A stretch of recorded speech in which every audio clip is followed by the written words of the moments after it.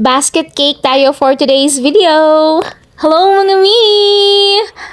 So ayan, today gagawa nga tayo ng bulaklak. Sino bang gustong matuto niyan? Ako talaga dati mga mi, nanonood lang ako ng mga video. Tapos ayan, unti-unti nang tututo, diba? At sobrang thankful ako doon sa mga nag-video na yun mga mi dahil natuto ako. And now, it's my turn to share, diba? Kahit hindi ako magaling mga mi, pero at least, diba? Pagtsagaan nyo na.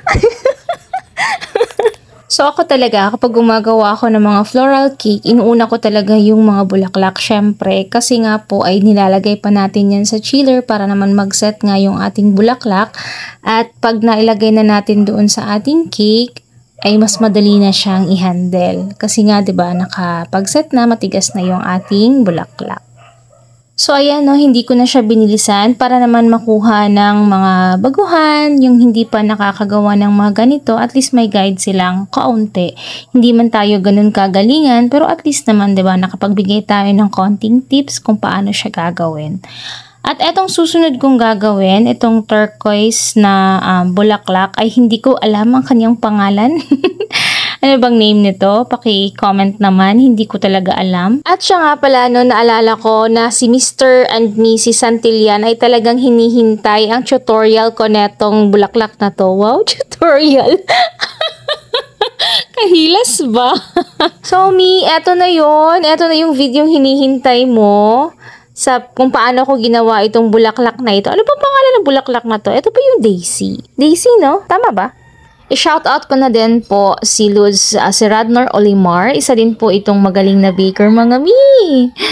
Okay, so ayan, balik ako sa cake, mga mi. I mean sa bulaklak. Ang ginamit kong tip dito, mga mi, ay yung parang letter C. Yes, yun po yung ginamit ko dito, mga mi. At yung frosting ko dito ay buttercream, mga mi. Italian meringue buttercream. Sa color naman, teal green yung gamit ko dito, mga mi, na nirest ko lang ng saglit sa chiller. Tsaka kuminix ulit at ayan na yung color niya. Mas maganda kasi talaga kapag nirest mo na yung color kasi nga mas lalo siyang titingkad.